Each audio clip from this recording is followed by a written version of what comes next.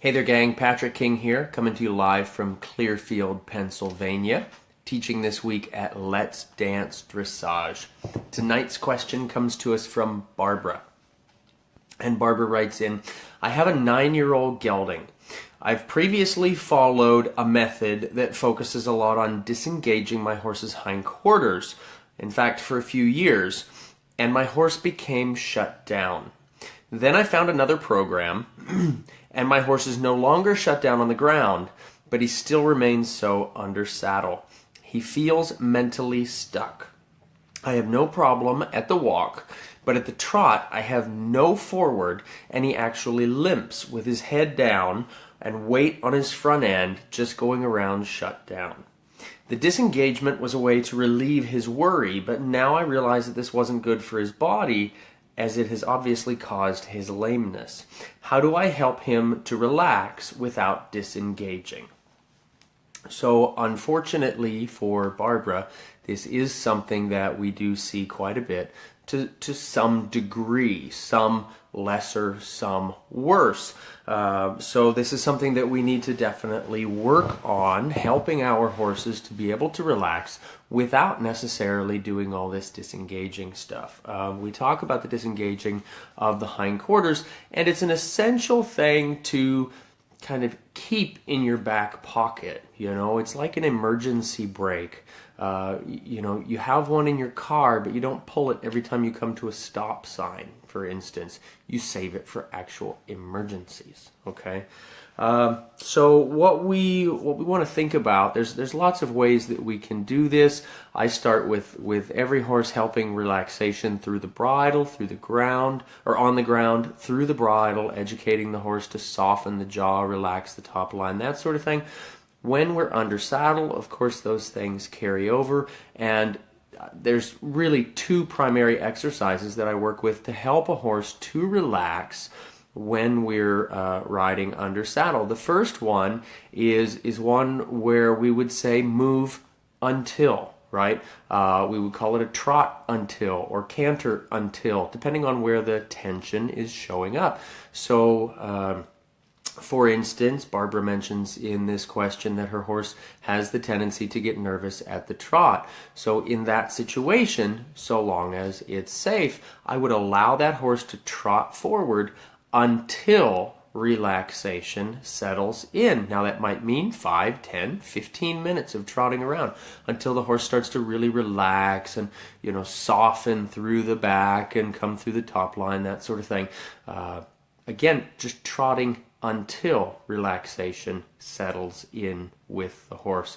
The same idea is what I would use at the canter, particularly in our foundation stage with our horses. This trot until or canter until exercise really proves helpful for the horse to learn how to just relax and carry the rider at every gait, you know, at any speed. This is something that I feel like if we work this exercise into the program with our horses at an early stage, then we have the tendency to help them not be so nervous as we go, as we advance in their education, okay?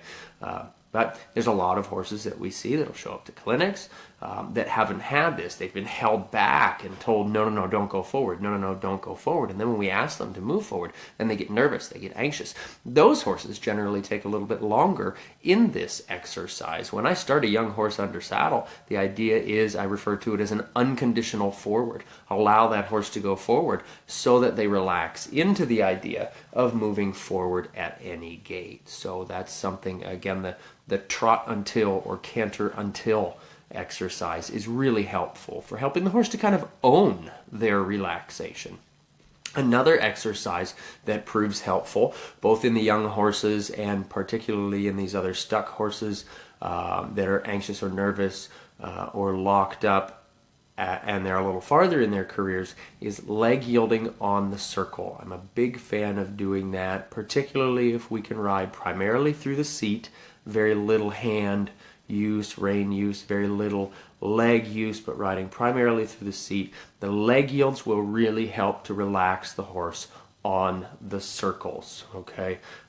We say all the time that leg yield is the aspirin for the horse's emotions. You know, when we're on a circle and changing bends, changing directions, changing circles, offering leg yields to the horse, that'll really help to unlock the back, unlock the hindquarters, open the shoulders. It's great for those stuck horses like the one that Barbara mentions. It's a great way to get the hindquarters to unlock without the disengaging. Okay, so that's something that we would want to think about.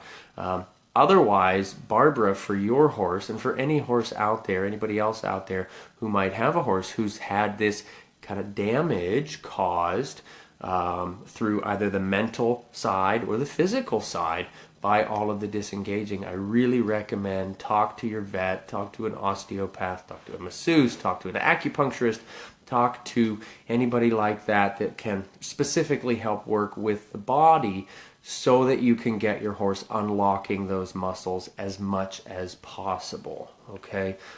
So that we can get them back on track to good solid soundness. That's a lot of what we would refer to with that horse being rein lame, where it's not necessarily a true physical lameness in the sense of that, as much as it is mentally caused by the work that was done. Again, all that disengaging of the hindquarters. So hopefully that was helpful. If you found this helpful or insightful, please share this. Please tag a friend in the comment section below, if you feel like this could potentially help them through a situation with their horse as well. Question of the day for you today. Since Barbara was asking about kind of a home study program that she's been working with, what kind of program do you follow? Do you have a trainer or a clinician or some other form of home study program that you and your horse follow along with? If you do, please share that with us in the comments section below. We'd love to hear about it and hear about your successes with the program as well. So don't forget, gang, send me your questions. Send them through private message. Send them through the comments section below this video. Send them to us in an email.